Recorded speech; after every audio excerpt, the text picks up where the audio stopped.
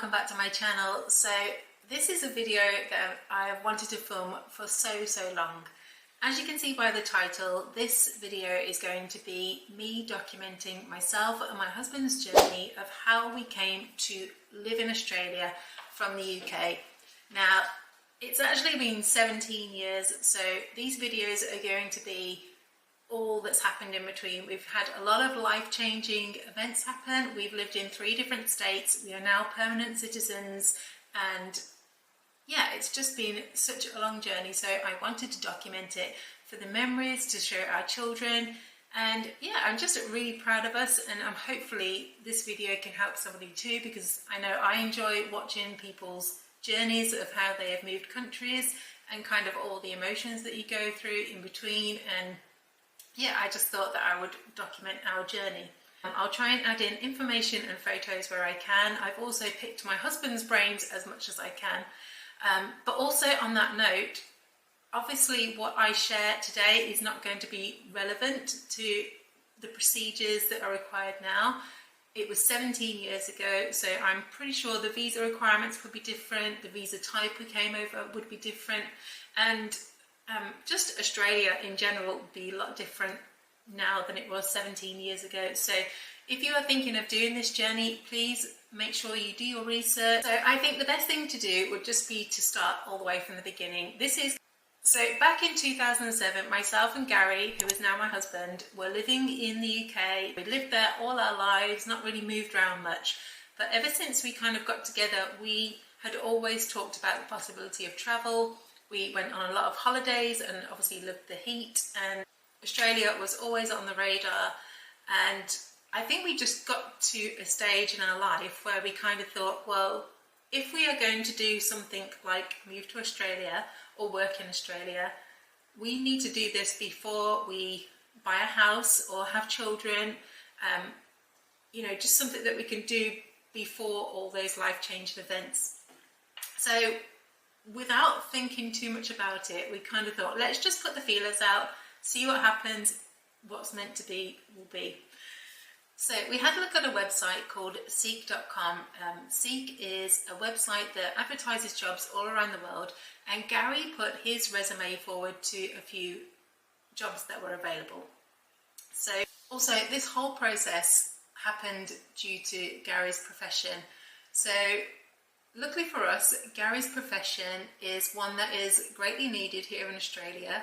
He is a design engineer specifically for rail, and has done the same profession since his early teens and kind of worked his way up to the top. So he had a lot of experience in the same field.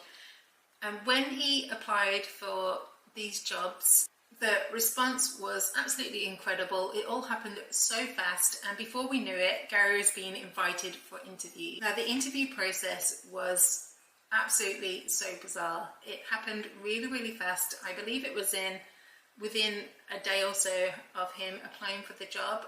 There were phone calls, there were emails. He had to have interviews over the phone. Some were in the middle of the night due to the time difference. There was a lot of recorded posts back and forward to Australia, and Gary was so lucky to get offered 3 amazing positions here in Australia. He got offered one in Melbourne, one in Sydney, and one in Perth. So after looking at all the proposals, Gary decided to go for the job in Melbourne. It was a really good employment package. They were going to give us a relocation allowance, a rep that would help us move. They were also going to sponsor me as being Gary's partner. And yeah, it was just an amazing package. And so we thought Melbourne would be the best fit for us. So once everything was kind of signed, sealed, delivered, Gary had a start date of September. We were currently in May, and so we had around about 3 to 4 months to get the visa accepted. Now, the visa process was quite stressful and very intense. It was a lot of checks. We had to have basically every kind of check that you can think of. We needed to have background checks, finance checks, criminal record checks. We obviously needed to have health checks, which included a chest x-ray, physicals, and doctor's visits. Also needed to have character references from all of the professionals in our life. We also needed to have evidence that we had been together as a couple, and we had for the previous 4 years. We also needed to have references from banks. We also got real estate agents to give us references, previous employment references, every kind of check you can think of. That's what happened with the visa process. It took around about 3 months to be accepted, but when it did, it was the middle of August, and we did get accepted for a 457 visa, which was 4 years in Australia. So as the visa had been accepted, we had kind of been working behind the scenes to kind of whittle down our life in the UK. We had started to sell a lot of our belongings. We had a rental that was kind of coming to an end. In fact, we stayed in it up until the day that we left the UK, which turned out perfectly. We obviously said goodbye to friends and family, which was a massive thing, but we were so excited, and we kind of had the mentality that we were going on a long holiday, so we just couldn't be sad. We was only excited, and we just got swept up in the whole adventure.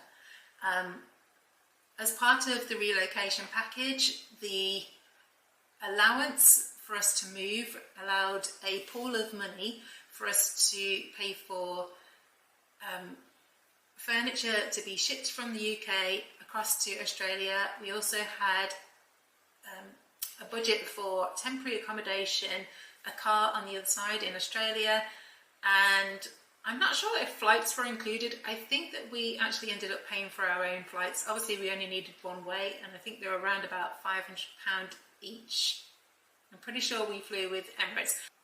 We managed to fill up half a container, and that was just filled with like all our big chunky items. We did put a lot of clothes and belongings into containers and shipped them off too, and that all left around about 4 weeks before we left the UK. I think the whole process for furniture etc to get over there was around about 10 weeks.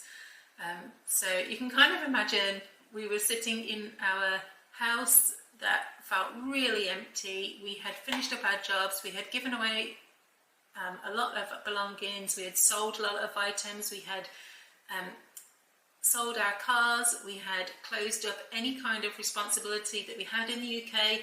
This meant, closing up any kind of debt that we owed. We also informed the Inland Revenue, the DVLA, all the kind of medical professionals, and yeah, so we kind of just whittled down our life in the UK, ready to move across to Australia. Now, one thing I haven't told you yet is that we did have a pet cat.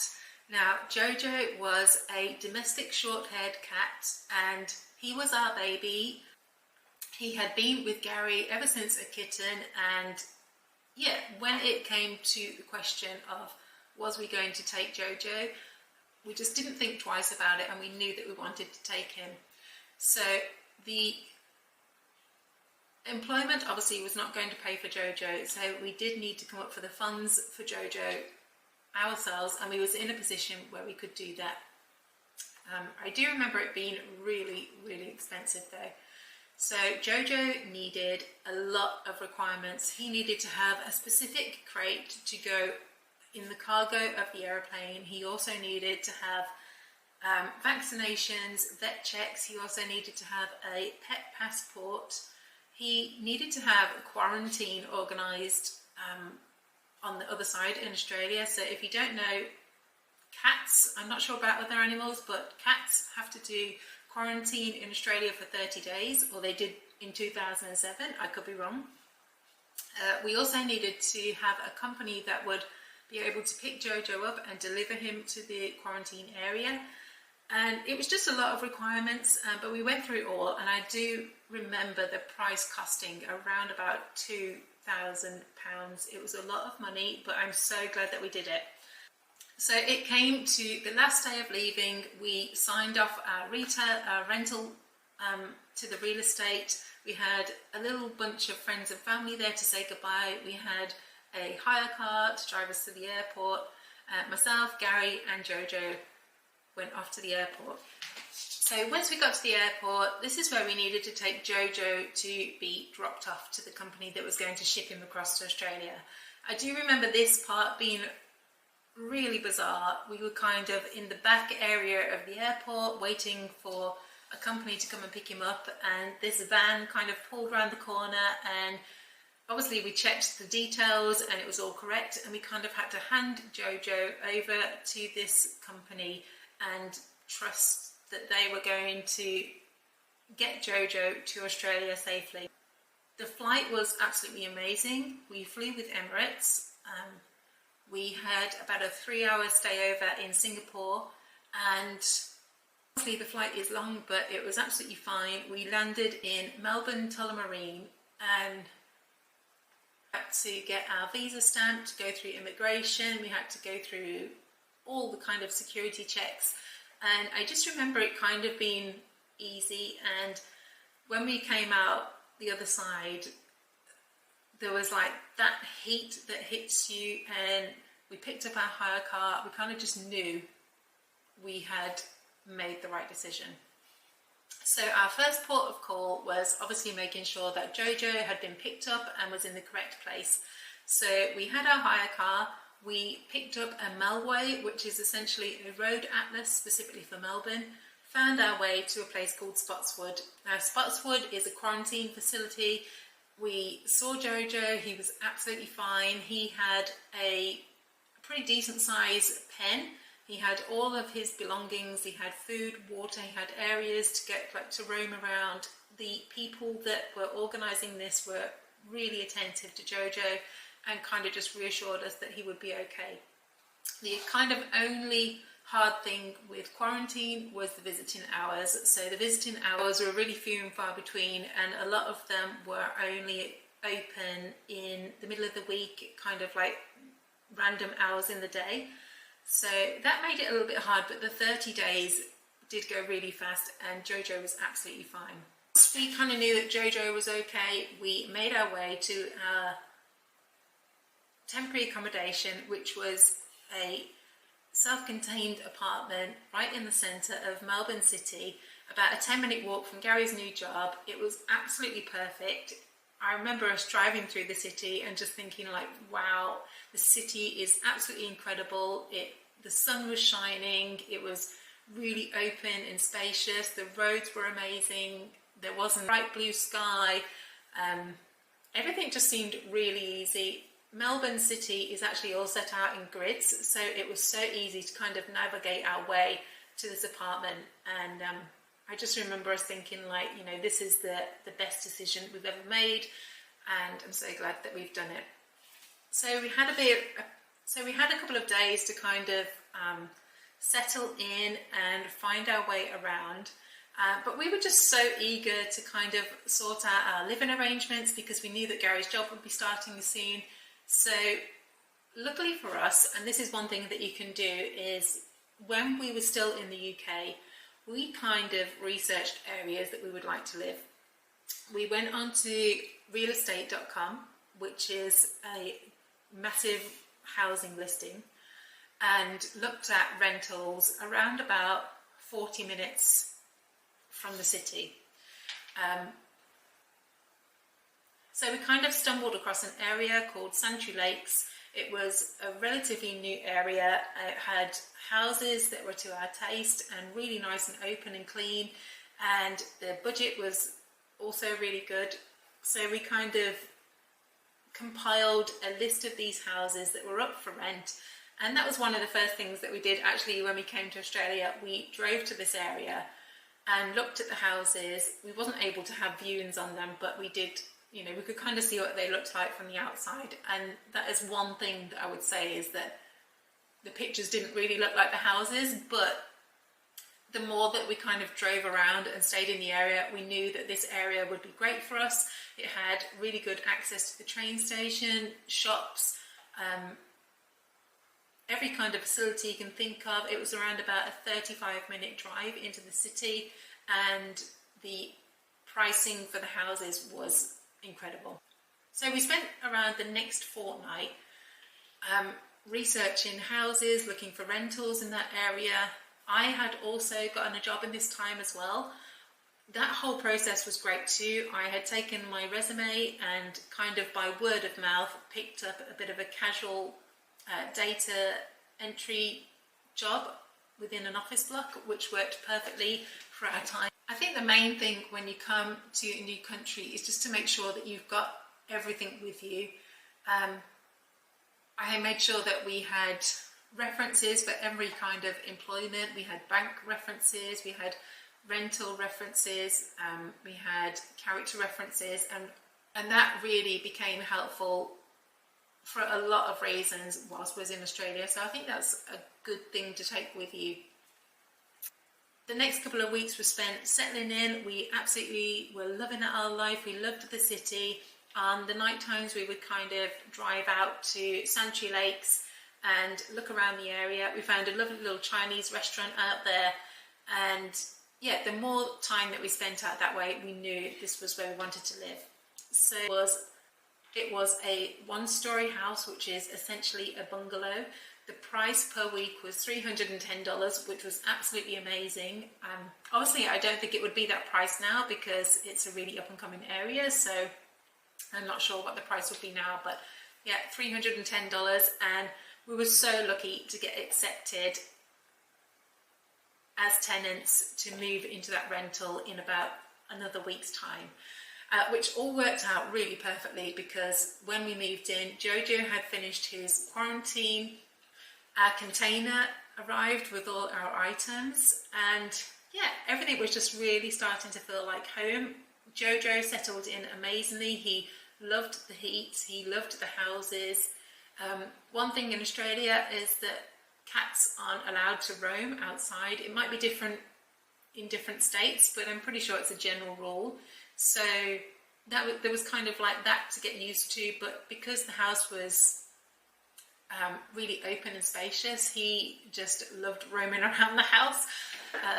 We quickly realised that Australian houses were much bigger than UK houses, and we had hardly any furniture, and so we spent the next year or so just building up our lives again. We bought new furniture, we travelled all across Victoria, we went to the snow in Victoria. It was incredible.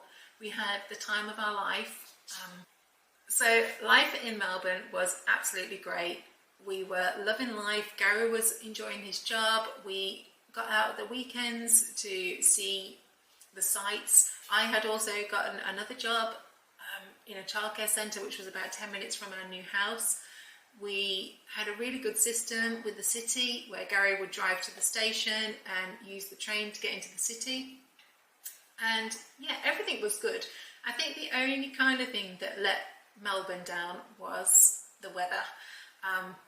We found the weather in Melbourne to be a little bit temperamental. But as time went on, we kind of thought, you know, let's just see what else is kind of available in Australia. We were getting to a stage where Gary was more on the west coast for his work and had to visit Perth quite a lot. He also had to travel a lot for his work, and that kind of meant that I was left by myself, and yeah, it wasn't really what we wanted, so we started to look at our other options.